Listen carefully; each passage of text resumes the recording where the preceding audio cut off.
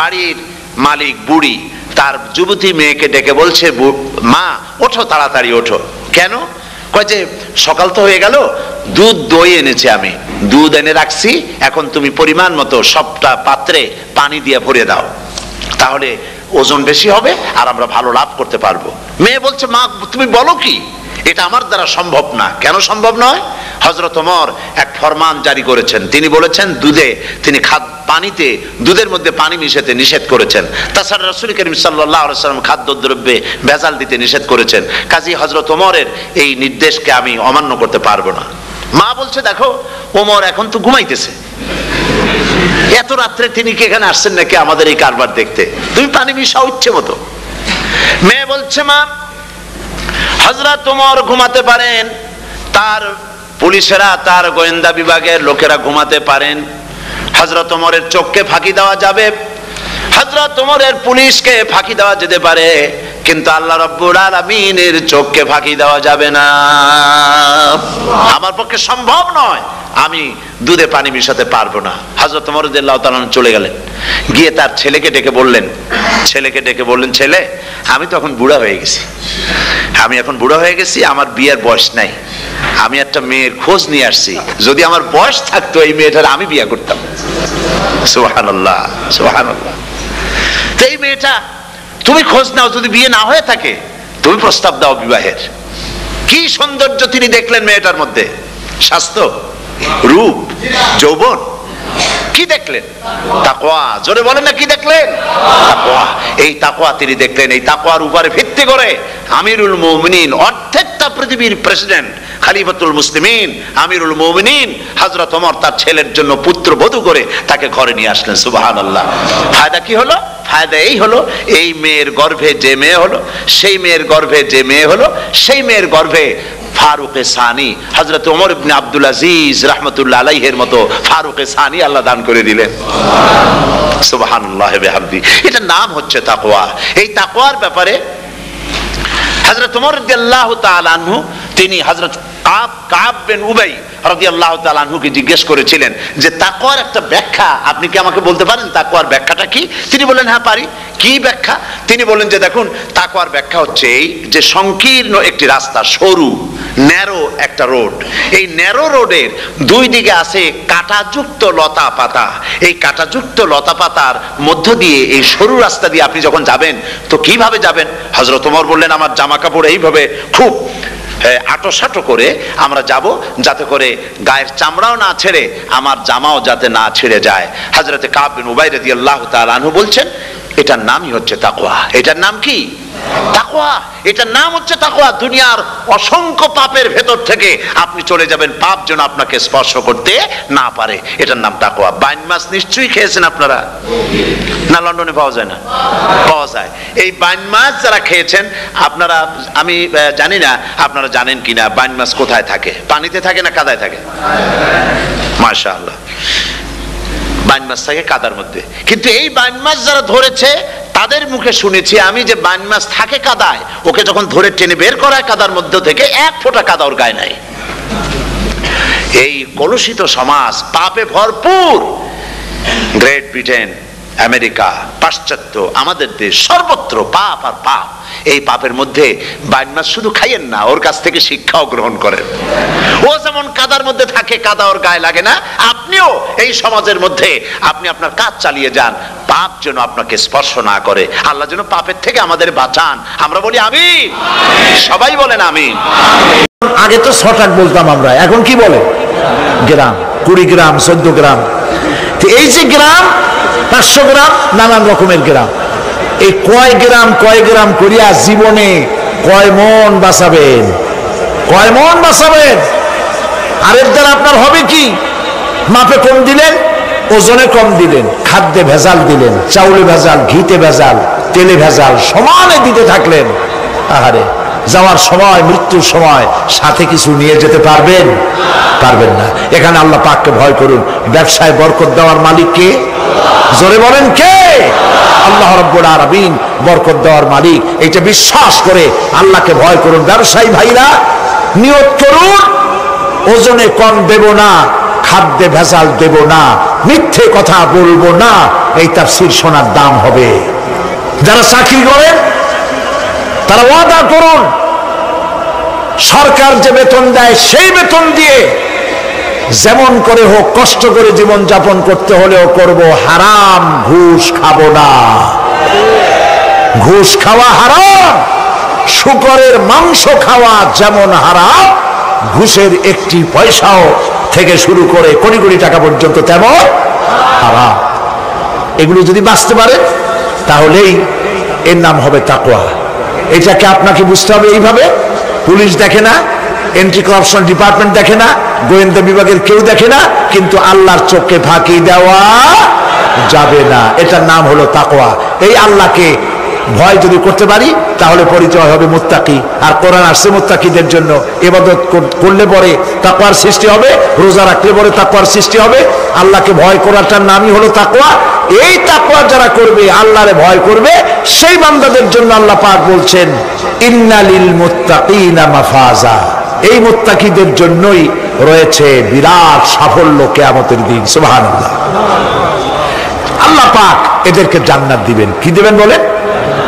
এমন এক জান্নাত দিবেন, কোরআনে কারীমের মধ্যে আল্লাহ পাক এই পৃথিবীর বুকে যারা আরামের টাটকা সুখগুলি আরামগুলি যারা বর্জন করে আল্লাহ রাব্বুল আলামিনকে বিশ্বাস করে যারা জীবন পরিচালনা করেছে, আল্লাহ পাক তাদের জন্য জান্নাত রেখেছেন এবং তাদের জন্য বলছেন সাবিকু ইলা মাগফিরাতিম মির রাব্বিকুম ওয়া জান্নাতিন আরদুহা কাআরদিস সামাই ওয়াল আরদ উইদ্দাত লিল্লাযীনা আমানু বিল্লাহি ওয়া রাসূলিহি।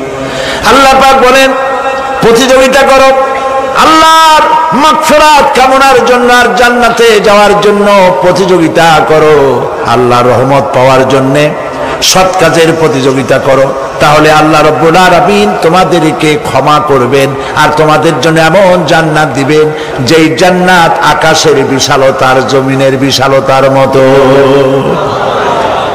এই বিরাট জান্নাত তোমাদেরকে দিবেন। এই জান্নাত চিরস্থায়ী সুখ এবং শান্তি জায়গা হবে। মাসালুল জান্নাতিল্লাতী উইদাল মুত্তাকুন ফিহা আনহারুম মিন মাইন গায়রি আসিলিন ওয়া আনহারুম মিন লাবানিন লাম ইয়াতাগায়্যার তা'আমুহু। আল্লাহ পাক বলছেন জান্নাত আল্লাহ পাক ওয়াদা করেছেন মুত্তাকিদের জন্য। আল্লাহ পাক জান্নাত দিবেন যে জান্নাতের ভেতরে রয়েছে মধুর প্রস্রবণ, রয়েছে দুধের প্রস্রবণ, রয়েছে সেখানে স্বচ্ছ পানির প্রস্রবণ রয়েছে। এই সুন্দর জান্নাত ঝর্ণা ধারা আল্লাহ পাক সৃষ্টি করেছেন, বাগ বাগিচা দিয়ে ভরে রেখেছেন জান্নাত। সেই জান্নাত হবে এয়ার কন্ডিশন, রৌদ্রের তাপ হবে না সেখানে, রৌদ্রের খরতাপ হবে না সেখানে, ঠান্ডার প্রচন্ডতা থাকবে না। কিরকম হবে জায়গাটা?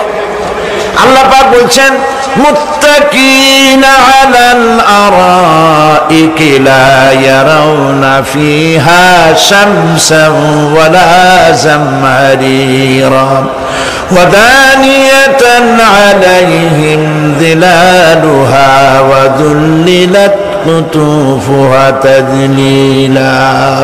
আল্লাহ পাক এমন জান্নাত রেখেছেন, সেই আল্লাহ পাক সেই জান্নাতের ভিতরে জান্নাতীরা ঠেস লাগায়া মুখোমুখি অবস্থায় তারা সেখানে বসবে, আর জান্নাতীদের মনের মধ্যে কোনো দুঃখ থাকবে না, পেরেশানি থাকবে না।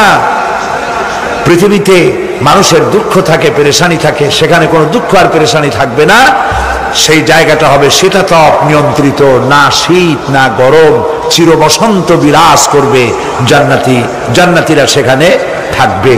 এই সুন্দর জান্নাত আল্লাহ পাক রেখেছেন মুত্তাকিদের জন্য। সুবহানাল্লাহ। কাফেরদের জন্য জান্নাত হবে, জাহান্নাম হবে চিরকাল। খালিদিনা ফিহা আবাদান, চিরকাল কাফেরেরা জাহান্নামে থাকবে। সর্বশেষ যে ব্যক্তি জাহান্নাম থেকে মুক্তি লাভ করবে তাকে আল্লাহ পাক বলবেন, ফেরেশতাদেরকে বলবেন, ও আমার ফেরেশতারা, আমার এই বান্দাকে জান্নাত এবং জাহান্নামের মাঝখানে রেখে দাও। জান্নাত এবং জাহান্নামের মাঝখানে লোকটি যখন থাকার জায়গা পাবে, সে জান্নাতের দিকে তাকায়া দেখবে আর কাঁদতে থাকবে। আল্লাহ পাক জিজ্ঞেস করবেন, বান্দারে, যুগের পর যুগ ধরে জাহান্নামে কেঁদেছো, আমি রব্বুল আলামিন জাহান্নাম মাফ করে দিয়া জান্নাত জাহান্নামের মাঝখানে রেখে দিয়েছি, আযাব থেকে তো বেঁচে গেছো, এখন কান্দো কেন? লোকটি বলবে, রব্বুল আলামিন কান্দি এই কারণে, জাহান্নাম থেকে মাফ করেছো, তোমার শুকরিয়া আদায় করি। জান্নাত তো আমার কপালে নাই, কিসমতে নাই, কিন্তু জান্নাত আমি এখান থেকে দেখতে পাচ্ছি, জান্নাতের সুঘ্রাণ আমার নাকে আসতেছে, কপালে নাই যাওয়ার। আমি কাঁদি এই জন্য, তুমি যদি মেহেরবানি করে আমাকে জান্নাতের দরজার কাছে একটু দাঁড় করায় দিতা, প্রাণ ভরে তোমার জান্নাতের দৃশ্যটা একটু দেখতাম। আল্লাহ পাক তার আরজি পূরণ করবেন, বলবেন যাও, ফেরেশতাদের বলবেন এর জান্নাতের দরজার কাছে দাঁড় করায় দাও। জান্নাতের দরজার কাছে দাঁড়িয়ে লোকটি আবার কান্না শুরু করবেন। আল্লাহ পাক প্রশ্ন করবেন, এবার কান্দো কেন? লোকটি বলবে, রব্বুল আলামিন কান্দি এই কারণে, জান্নাতের এই দরজায় দাঁড়াইয়া জান্নাতের অফুরন্ত নেয়ামত কিছুই ভালো করে দেখা যায় না, শুধু অল্প জায়গা দেখি। যদি তুমি আমারে দয়া করে জান্নাতের মাঝখানে দাঁড় করায় দিতা, চতুর্দিকে তাকায়া তাকায়া দেখা কলিজারে ঠান্ডা বানাইতাম। তবে আমি ওয়াদা করি, জান্নাতের কোন নাজ নেয়ামত, কোন ফল আমি খাবো না, ধরবো না, সইব না। একটুখানি মেহেরবানি করে মাঝখানে দাঁড় করাইয়া দাও, জান্নারে ঠান্ডা করি। আল্লাহ রব্বুল আলামিন ফেরেশতাদের বলবেন, আমার এই বান্দারে জান্নাতের মাঝখানে দাঁড় করাইয়া দে। আল্লাহর নবী বলেন, জান্নাতের মাঝখানে দাঁড়িয়ে লোকটি আগের চাইতে আরো জোরে চিৎকার মেরে কাঁদতে থাকবে। আল্লাহ পাক বলবেন, বান্দারে কি হলো তোর? দরজার কাছে আসতে চাইছিলে, আইনা দিলাম। আবার এবার মাঝখানে আসতে চাইছো, তাও এনে দিয়েছি, আবার কান্দো কেন? লোকটি বলবে, রব্বুল আলামিন এবার কান্দি এই জন্যে, তুমি যখন দয়া করে একটিবার জান্নাতের মাঝখানে এনে আমাকে দাঁড় করায় দিয়েছো, তুমি রহমান রহিম গফুরুর রহিম, এই জান্নাত থেকে আবার আর বাইর করে দিও না। আল্লাহ রাব্বুল আলামিন বলবেন, ও আমার বান্দারে, আমার এই জান্নাত তোর খুব পছন্দ হয়েছে নাকি? লোকটি বলবে, রব্বুল আলামিন কলিজা ঠান্ডা হয়ে গেছে, ভাবতেও পারি নাই জান্নাত এত সুন্দর। আল্লাহ পাক বলবেন, বান্দারে এরকম একটি নয়, দুইটা নয়, তোর জন্য আমি 10টা জান্নাত এরকম রিজার্ভ করে রাখছি। সুবহানাল্লাহ। আল্লাহ পাককে ভয় করে পৃথিবীর সমস্ত পাপ থেকে যারা নিজেকে রক্ষা করবে, আল্লাহ তাদের জন্য এই জান্নাত রেখে দিয়েছেন। সুবহানাল্লাহ। সেই জান্নাতের রিসিপশন আপনারা আন্দাজ করতে পারবেন না, রিসিপশন কারে কয়। কি এর প্রধানমন্ত্রী আর প্রেসিডেন্ট, 4-5টা পুলিশ আর আর্মি এসে একটা ফট করে সেলুট মারলো, বাস শেষ হয়ে গেল, এরকম না। জান্নাতীদেরকে রিসিপশন দেওয়া হবে। জান্নাতীরা যখন আল্লাহর হুকুমে জান্নাতের দিকে যেতে লাগবে, আর যখন জান্নাতের কাছে চলে যাবে, আল্লাহ রাব্বুল আলামিন শোনায় দিচ্ছেন, হাত্তা ইযা জাউহা ফুতিহাত আবওয়াবুহা ওয়া ক্বালা লাহুম খাযানাতুহা সালামুন আলাইকুম তিবতুম ফাদখুলুহা খালিদিন। সুবহানাল্লাহ। জান্নাতীরা যখন জান্নাতে প্রবেশ করার দরজার মুখোমুখি হবে, দ্বার রক্ষীগণ তখন বলবে, সালামুন আলাইকুম, আল্লাহর শান্তি তোমাদের উপরে বর্ষিত হোক। সুবহানাল্লাহ। দুনিয়ার টাটকা টাটকা সুখগুলি 2 পা দিয়ে ঠেলে দিয়েছো, টাটকা সুখগুলি গ্রহণ করো নাই, হারাম খাও নাই, আল্লাহর দ্বীন কায়েমের জন্য রক্ত দিয়েছো, জীবন দিয়েছো, কষ্ট করেছো, আল্লাহকে ভয় করেছো। আমাদের সালাম গ্রহণ করো, জান্নাতের মধ্যে ঢুকে যাও। চিরকালের জন্য। সুবহানাল্লাহ। আর বাইরে হওয়া লাগবে না, চিরকাল এই জান্নাতের মধ্যে তোমরা বসবাস করতে পারবে, আল্লাহ রাব্বুল আলামিনের ফেরেশতারা বলে দিবেন। জান্নাতের মধ্যে আল্লাহ পাক হুরদের সঙ্গে জান্নাতীদের বিয়ের ব্যবস্থা করে দিবেন। কোরআনে কারিমে আল্লাহ পাক বলেন, মুত্তাকিইনা আলা সুরুজিম মাসফুফাতিন ওয়া যাওয়াজনাহুম বিহুরিন ঈন। সামনাসামনি ভাবে সাজানো সারি সারি আসন সমূহের উপর তারা ঠেস লাগায় বসে থাকবে, আর আল্লাহ রাব্বুল আলামিন হুরদের সাথে জান্নাতীদের বিয়ের ব্যবস্থা করে দিবেন। যেসব হুরের সঙ্গে বিয়ে হবে তাদের আল্লাহ পাক বিবরণ দিচ্ছেন কি রকম হবে তারা। লাম ইয়াতমিসহুন্না ইনসুন ওয়ালা জান। এর পূর্বে জিন এবং ইনসান এদেরকে কেউ স্পর্শ করে নাই। কি রকম তারা? কাআন্নাহুন্নাল ইয়াকুতু ওয়াল মারজান। যেমন ঝিনুকের ভিতরে মণিমুক্তা থাকে, এইভাবে আল্লাহ পাক তাদেরকে পবিত্র করে রেখে দিয়েছেন। আমার প্রিয় ভাইরা, আল্লাহ রাব্বুল আলামিন কোরআনে কারীমের ভিতরে বলেছেন, ফাবিআইয়ি আলা'i রাব্বিকুমা তুকাযযিবান।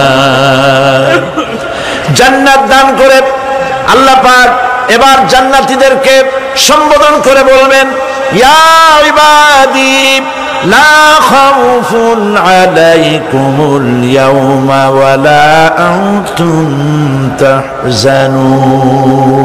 হে আমার বান্দারা, লা খাউফুন আলাইকুমুল ইয়াওম, আজ আর কোনো ভয় নাই। সুবহানাল্লাহ, সুবহানাল্লাহ।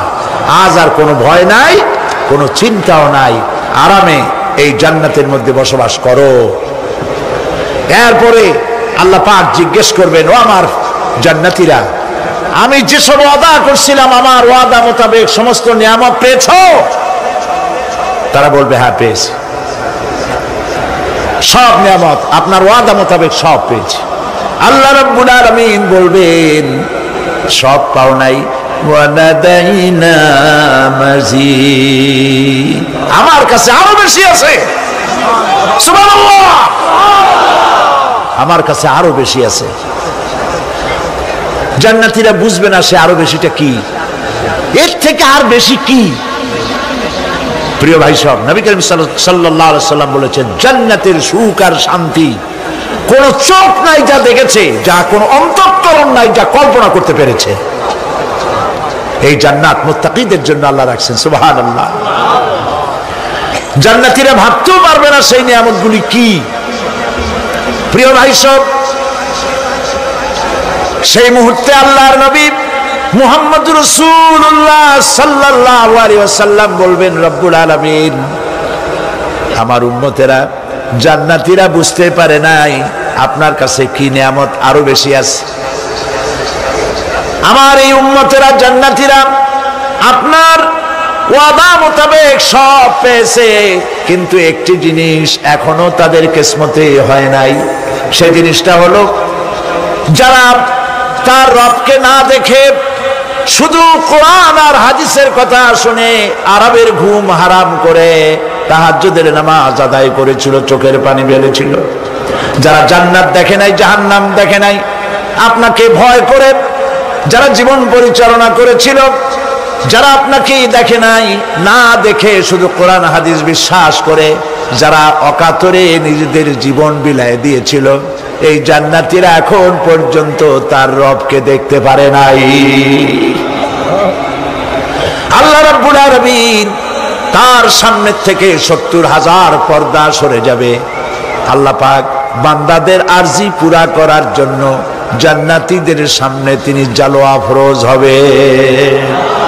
কোরআন শরীফের ভিতরে আল্লাহ পাক বলেন, জান্নাতীরা তারা আল্লাহর দিকে, জান্নাতীরা তার রবের দিকে তাকিয়ে থাকবে, আর রব তার বান্দাদের দিকে তাকায়া থাকবে। প্রাণ ভরে জান্নাতীরা রবকে দেখবে, সুবহানাল্লাহ, আল্লাহ পাককে দেখবে। প্রাণ খুলে আজ দোয়া করি রব্বুল আলামিন জান্নাতের যেই পরিবেশে যেই জায়গায় তুমি দয়া করে তোমার গোলামদেরকে তুমি নিজেই দর্শন দিবে, দেখা দিবে। মনিব গো, ও আমাদের রব, আজ এই বিশাল জনসমুদ্র নিয়ে তোমার দরবারে আবেগ ভরা কণ্ঠে বলি, যে অনুষ্ঠানটি তুমি এমন মুবারক অনুষ্ঠান করবে যেখানে তুমি জান্নাতীদেরকে দেখা দিবে, ওই জান্নাতের কোনো একটি, ওই অনুষ্ঠানের কোনো একটি কোনায় কানায় আমাদেরকেও দাঁড় করাইয়া দেখার তো।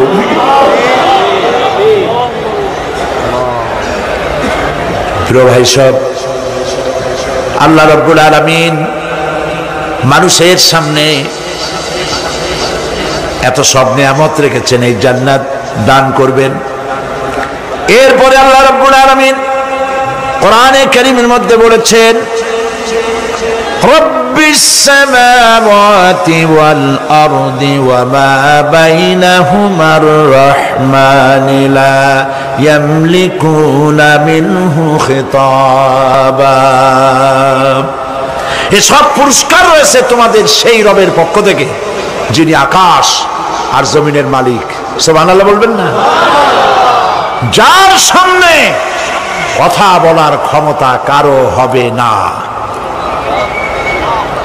এটি একটি মারাত্মক কথা। কিয়ামতের দিন আল্লাহর দরবারে কেউ কথা বলতে পারবে না আল্লাহর নির্দেশ ছাড়া। একটি আকীদা পরিষ্কার করে নিয়ে যান আপনাদের, সে আকীদাটা এভাবে পরিষ্কার করুন, কোন পীর সাহেব, কোন খাজা বাবা, কোন মাওলানা, কোন মুহাদ্দিস, কোন বুজুর্গ আপনাকে সুপারিশ করতে পারবে না যদি না আল্লাহ পাক তাকে কথা বলার তৌফিক না দেন। মনে থাকবে এটা। আয়াতুল কুরসির ভিতরে আমরা পড়ি, মান যাল্লাযী ইয়াশফাউ ইনদাহু ইল্লা বিইযনিহি। আল্লাহ পাক বলেছেন কিয়ামতের দিন আল্লাহর দরবারে কার সাহস আছে কথা বলতে পারে? মান যাল্লাযী ইয়াশফাউ ইনদাহু ইল্লা বিইযনিহি। আল্লাহর ওয়াদা ছাড়া, হুকুম ছাড়া আল্লাহর সামনে কথা বলার সেদিন কেউ থাকবে না। সুবহানাল্লাহ। কেউ কথা বলতে পারবে না। সুপারিশ করতে হবে আল্লাহ যারে বলেন তুমি করো, অমুকের জন্য করো, সেই ব্যক্তি শুধু তার জন্যই করতে পারবে, আর কেউ কথা বলতে পারবে না। সেই কঠিন হাসরের ময়দান, যেদিন শুধুমাত্র আল্লাহ পাক কথা বলবেন, আর যারে বলতে বলবেন সেই কেবলমাত্র বলতে পারবে। সুপারিশ এটি আল্লাহ পাক কিয়ামতে পারমিশন দিলে বলা যাবে। হযরত ইব্রাহিম আলাইহিস সালাম কিয়ামতের দিন তার নিজের পিতা সম্পর্কে সুপারিশ করবেন, রব্বুল আলামিন আমার আব্বার জন্য সুপারিশ করতেছি, মেহেরবানি করে জাহান্নাম থেকে তারে আপনি রক্ষা করুন। আল্লাহ রব্বুল আলামিন বলবেন, ইব্রাহিম তোমার সুপারিশ মঞ্জুর হবে না। প্রিয় ভাই সব, একটু মাথা খাটান, চিন্তা করেন। জাতির পিতা কে? জাতির পিতা চিল্লায় বলুন, কলিজা সাফ করে ফেলুন। মুসলমানদের জাতির পিতা হাফিজ আবি কেউ হতে পারে না।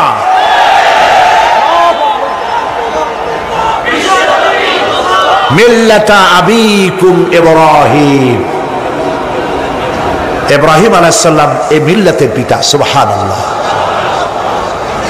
হযরত ইব্রাহিম আলাইহিস সালাম কিয়ামতের দিন বলবেন, আল্লাহ আমার আব্বার জন্য সুপারিশ করছি। আল্লাহ পাক বলবেন মঞ্জুর হবে না। আসর তোমার পিতা হতে পারে, কিন্তু আমার খলিলকে আগুনে ফেলার জন্য নমরুদকে সে সহযোগিতা করেছে, আমি তোমার পিতাকে ক্ষমা করব না। নবী করিম সাল্লাল্লাহু আলাইহি সাল্লামকে সাহাবায়ে কেরাম জিজ্ঞেস করেছেন, হে রাসূল আপনার আব্বা এবং আম্মার অবস্থা কি হবে? নবী করিম সাল্লাল্লাহু আলাইহি সাল্লাম কেঁদে ফেলেছেন, সাফ বলেছেন আমি তাদের কোনো উপকারে আসব না। আল্লাহু আকবার। আপনি আপনি মনে করছেন নাকি যে ইয়া নবী সালাম আলাইকা বলি অমনি নবী সুপারিশ পাবেন? এত সহজ। কতগুলা রসগোল্লা খাইলেন আর বড় একটা মিছিল করলেন আর অমনি চলে যাবেন? পৃথিবীর সব মানুষ, সাহাবায়ে কেরাম বাদ দেন, পৃথিবীর সমস্ত মানুষ একত্রিত হয়ে আবু তালেব রাসূলুল্লাহকে যে ভালোবেসেছেন, ওর 1000 ভাগের 1 ভাগও সারা দুনিয়ার মানুষ রাসূলুল্লাহকে ভালোবাসতে পারবে? পারবে? নিজের ছেলে আলীকে, আলী রাদিয়াল্লাহু তাআলা আনহুকে আলাদা বিছানায় শোয়াইয়া, ছোট্ট মানুষ হযরত আলী আলাদা জায়গায় রাখিয়া মুহাম্মদুর রাসূলুল্লাহ সাল্লাল্লাহু আলাইহি ওয়াসাল্লাম এতিম মানুষ তারে কলিজার সাথে বুকের মধ্যে আশ্রয় দিয়ে আগলে রেখেছেন বুক ভরে। সেই আবু তালেব মৃত্যুর সময় নবী করিম সাল্লাল্লাহু আলাইহি ওয়াসাল্লাম বলেছিলেন, চাচা একটি বার আমার কানে তাওহীদের কালেমা শোনায় দেন। আবু তালেব তার কিসমতে ছিল না কালেমা। মরে যাওয়ার পর একজন সাহাবী বলেছিলেন, ইয়া রাসূলুল্লাহ, মৃত্যুর সময় আবু তালেবের মুখ আমি নড়তে দেখেছি, তিনি কালেমা পড়েছেন সম্ভবত। রাসূলুল্লাহ সাফ বলেছেন, আমি শুনি নাই। এত ভালোবাসার পরেও হাদিস শরীফে এসেছে আবু তালেব জাহান্নামে যাবে। কোথায় যাবে? জাহান্নামে। সবচাইতে কম আযাব হবে কার? আবু তালেবের। কম আযাবটা কি? হাদিস শরীফে এসেছে কম আযাব হলো জাহান্নামের আগুন দিয়ে 1 জোড়া জুতা তৈরি করে আবু তালেবের পায়ে পরিয়ে দেওয়া হবে। সেই জাহান্নামের আগুনের তৈরি করা জুতার তাপে আবু তালেবের মাথার ঘিলুগুলো টকবক করে বউ পড়তে লাগবে। এত ভালোবেসে যদি কিয়ামতে উপায় না হয়, আপনি ইয়া নবী সালাম আলাইকা, ইয়া রাসূল সালাম আলাইকা, আর কতগুলো জিলাপি খাইলেন, বড় একটা মিছিল করলেন। প্রিয় ভাই সব, এইসব বেদাত ছাড়ুন, এগুলি সুস্পষ্ট বিদআত। রাসূলুল্লাহকে ভালোবাসবেন, সাহাবীরা যেভাবে ভালোবেসেছেন ওইভাবে ভালোবাসবেন। আল্লাহ রাব্বুল আলামিন বলেন, যালিকাল ইয়াউমুল হক ফামান শাআ আত্তাখাযা ইলা রাব্বিহি মাআবা। এই দিনটি অবশ্যই আসবে, সেদিনটি নিশ্চিতভাবে আসবে। আর এখন যার ইচ্ছা সে তার রবের দিকে অগ্রসর হোক। ইন্না আনজারনাকুম আযাবান করিবান ইয়াওমা ইয়ানজুরুল মার'উ মা কদ্দামাত ইয়াদাহু ওয়া ইয়াকুলুল কাফিরু ইয়া লাইতানি কুনতু তুরাবা। ইন্না আনজারনাকুম আযাবান করিবা, খুব নিকটবর্তী একটি আযাব সম্পর্কে আমি তোমাদেরকে সতর্ক করে দিলাম। কে বলতেছেন? আল্লাহ পাক।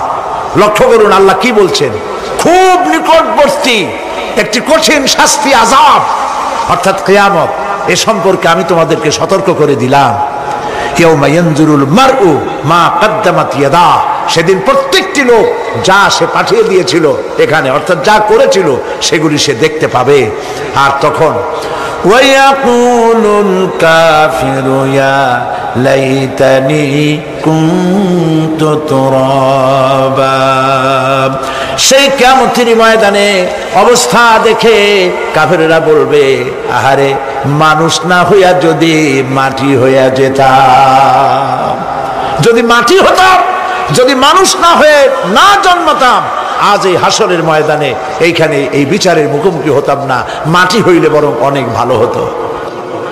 এই পৃথিবীতে আমরা এসেছি, চলে যাব, যাওয়ার আগে এই কোরআন একটি বিশাল জনগোষ্ঠী এমন বানাতে চেয়েছে যে জনগোষ্ঠী এই কোরআন দিয়ে একটি বিশাল সমাজ গড়বে, রাষ্ট্র গড়বে, এমন রাষ্ট্র গড়বে যেই রাষ্ট্রে দুঃখ থাকবে না, অশান্তি থাকবে না, যেখানে সুখ থাকবে, সমৃদ্ধি থাকবে, আর কিয়ামতের দিন আল্লাহর জান্নাতে তারা চলে যাবে। তেমন একটি সমাজকে আমরা চাই। সবাই বলেন, সেরকম একটি সমাজকে আমরা চাই। প্রিয় ভাই সব, কিয়ামতের দিন আমরা যেতে চাই জান্নাতে। কোথায় যেতে চাই বলেন? জোরে বলেন। এই জান্নাতে যাওয়ার জন্য দুইটা কাজ করতে হবে। কয়টা কাজ? আল্লাহ রাব্বুল আলামিন বলেন, ফামান কানা ইয়ারজু লিকাআ রাব্বিহি ফালইআমাল আমালান সালিহান ওয়া লা ইউশরিক বিইবাদাতি রাব্বিহি আহাদা। আল্লাহ পাক বলেন, যে বাজারা আমার সঙ্গে দেখা করতে চায় কিয়ামতে, দুইটা কাজ করা লাগবে। বলেন কয়টা কাজ? একটা হলো নেক আমল। কি আমল বলেন? নেক আমল। নেক আমল কারে বলে? নেক আমল করতে হলে আবার দুইটা শর্ত লাগে। এক নম্বরে কাজটা করতে হবে আল্লাহরে খুশি করার জন্য। কারে খুশি করার জন্য? একটা মাদ্রাসা বানাইছি যাতে লোকেরা বলে যে বড় একটা মাদ্রাসা বানাইছে, এই জন্য মাদ্রাসা বানাবেন, মসজিদ বানাবেন, হসপিটাল বানাবেন, যা কিছু করেন নিয়ত হবে আল্লাহকে খুশি করা। নিয়ত হবে কারে খুশি করা? আল্লাহ পাককে খুশি করা। এই হলো নেক আমলের প্রথম শর্ত। কাজ হবে আল্লাহকে খুশি করার জন্য। দুই নম্বরে কাজটি হতে হবে সুন্নতে নববী সাল্লাল্লাহু আলাইহি ওয়াসাল্লামের উপরে। মনে থাকবে, দাড়ি রাখবো। কেন রাখবো? রাসূলের সুন্নত। রাখবো কারে খুশি করার জন্য? আল্লাহ খুশি করার জন্য। রাখবো কার মতো? রবীন্দ্রনাথের মতো, কার্ল মার্কসের মতো, কবির মতো নয়। রাখতে হবে কার মতো? নবীর মতো। বুঝে নেন, কাজটা হতে হবে আল্লাহকে খুশি করার জন্য। দুই নম্বরে কাজটা হতে হবে সুন্নতে নববী সাল্লাল্লাহু আলাইহি ওয়াসাল্লামের উপরে হতে হবে। তাহলে এই হলো এক নম্বর। জান্নাতে যাওয়ার জন্য, আল্লাহর সাথে দেখা করার জন্য এক নম্বরের কাজ হলো নেক আমল। বলেন এক নম্বরের কাজ কি?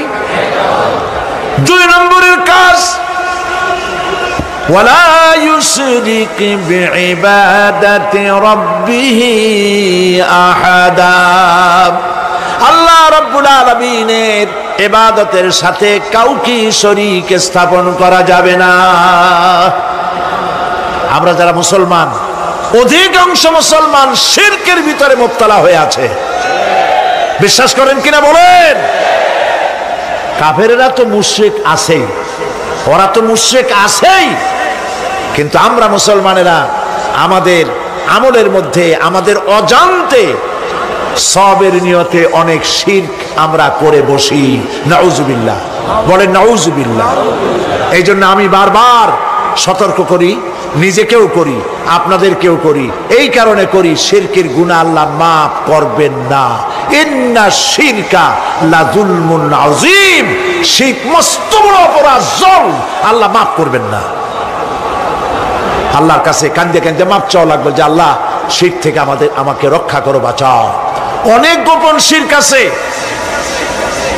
মাজারে যান, পীর সাহেবের কাছে যান, মনে যদি নিয়ত থাকে উনি ফু দিলে আমি ভালো হবই, উনি তাবিজ দিলে আমার বাচ্চা হবেই, উনি আমারে দয়া করলেই আমার ব্যবসায় উন্নতি হবেই, এইটার নাম শিরক। এটার নাম কি? ওয়াইজা সাআলতা ফাসআলিল্লাহ ওয়াইজা ইসতাআনতা ফাসতাইন বিল্লাহ। যা বলার আল্লাহরে বলো, আর যা চাওয়ার কার কাছে চাও? চিল্লায় বলেন। কলিজাটাকে পরিষ্কার করে যান আজকের মাহফিলে। এই কলিজায় কারো প্রতি কোনো ভয় রাখবো না আল্লাহ ছাড়া। ভয় করবো কারে বলেন? মহব্বত আল্লাহ ছাড়া, এত বেশি মহব্বত আর কাউকে করব না। আল্লাহ তাআলা আমাদের কলিজায় তোমার ভয় এবং মহব্বত দিয়ে ভরে দাও। রাসূলের মহব্বত দিয়ে আমাদের দিলকে ভরে দাও। বিশ্বাস করুন ভাই সাহেব, কোরআন শরীফ আমার সামনে, বিশ্বাস করুন, দেশি পীর বিদেশি পীর, খাজা বাবা দেশি এবং বিদেশি, কেউ আপনার ভাগ্য বদলাই দিতে পারবে না। এই পিছনে দৌড়ায় দৌড়ায় কোনো লাভ নয়। এতক্ষণ মসজিদের ভেতরে বসে আল্লাহর কাছে কাঁদেন। ওয়াকালা রাব্বুকুম উদউনি আস্তাজিব লাকুম। তোমার রব বলেছে আমারে ডাকো, আমি ডাকের সাড়া দিয়ে দেব। সুবহানাল্লাহ। আর আল্লাহ বলেছেন আমার ইবাদতের সাথে কাউকে শরীক করবে না। খবরদার। আলাইসাল্লাহু বিকাফিন আবদা। আল্লাহ প্রশ্ন করছেন, আলাইসাল্লাহু বিকাফিন আবদা, আমি কি আমার বান্দার জন্য যথেষ্ট নই? চিল্লায় বলুন অবশ্যই যথেষ্ট। আবার বলেন অবশ্যই যথেষ্ট। কলিজা সাফ করে ফেলেন। সম্রাট শাহজাহান, দিল্লির সম্রাট, হাবিজাবি সম্রাট না, দিল্লির সম্রাট। এখন কোথায়? কবরের মধ্যে। কবি বলতেছেন, শাহনে জাহাं को जिन्हें फक्र से देते थे बाज, शाहने जहां को जिन्हें फक्र से देते थे बाज, वाज कब्र में है सूरह अलहम्दु की मोहताज। সারা ভারতবর্ষ যারা ট্যাক্স দিয়ে নিজেকে সৌভাগ্যবান বলে মনে করত, সে আজ কবরের মধ্যে ভিক্ষুকের মতো সূরা আলহামদুর মতো একটি সূরার মুহতাজ হয়ে ভিক্ষুকের মতো শুয়ে আছে। সম্রাট শাহজাহান মসজিদে বসে আছে, এক ফকির ঘুরতেছে। লোকেরা কয়, ছোটবেলা থেকেই তোমারে খয়রাত করতে দেখলাম, ভিক্ষা কি জীবনেও যাবে না তোমার? লোকটি বলছে, আমি ভিক্ষা করবো ছাড়া আমার উপায়টা কি? এই লোকটি, আমি ভিক্ষা করা ছাড়া করবো কি? লোকেরা তো আমার 60 টাকা, 50 টাকা, 100 টাকা দেয় না, 4 আনা 5 আনা 1 টাকা এই আমার দেয়, এ দিয়ে আমি বড় লোক হবো কেমন? লোকটি বলছে, আচ্ছা দেখো, তুমি তো জায়গা মতো যাইতে পারো নাই, বাদশার কাছে যাও, এমন দেওয়া দেবে জীবনে আর খয়রাত করা লাগবে না। তো বাদশার কাছে কি খয়রাতি যাইতে পারে কোনোদিন? কয় হ্যাঁ, এখন পারবা। কেমনে?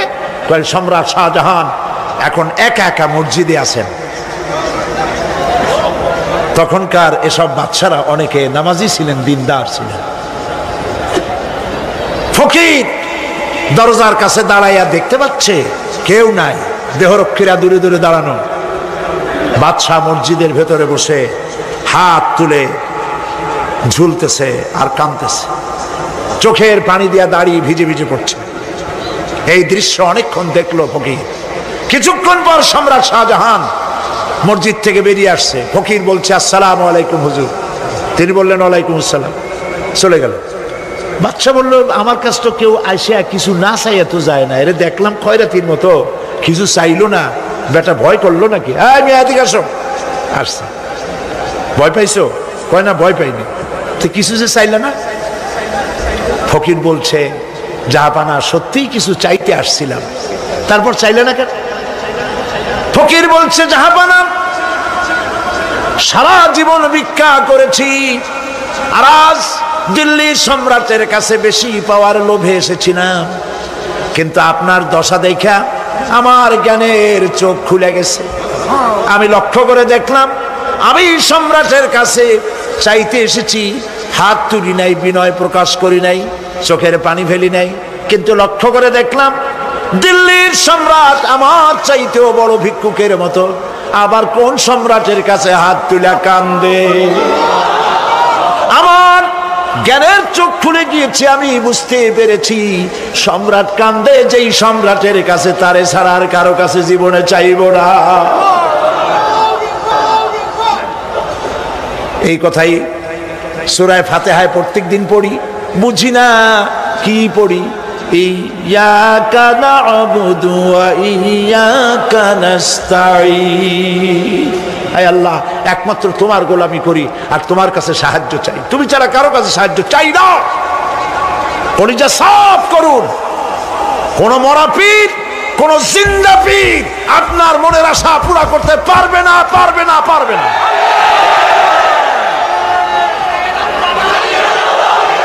আর আজ থেকে কোন মাজারে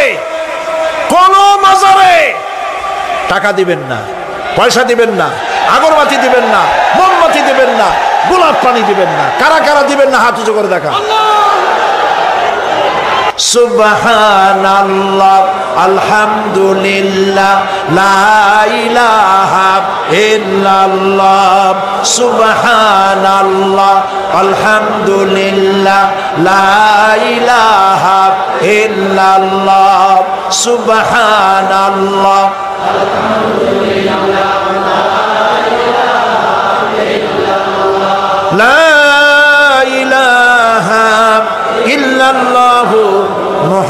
মুহাম্মাদুর রাসূলুল্লাহ। আল্লাহুম্মা আমিন। রব্বানা যালামনা আনফুসানা ওয়া ইন লাম তাগফির লানা ওয়া তারহামনা লানাকুনান্না মিনাল খাসিরিন। রব্বুল আলামিন, तमाम পৃথিবীর মাটির নিচে যত মুমিন মুমিনাত শুয়ে আছে আল্লাহ কবরগুলি কি জান্নাতের টুকরা বানায়া দাও। আয় আল্লাহ তাআলা, এই মুহূর্তে মনে পড়ে গেল আমাদের মা বাপের কথা। রব্বুল আলামিন, আমাদের আব্বা জান কত বছর আগে দুনিয়া থেকে বিদায় হয়ে গেল, নাম ধরে আর কেউ ডাকে না।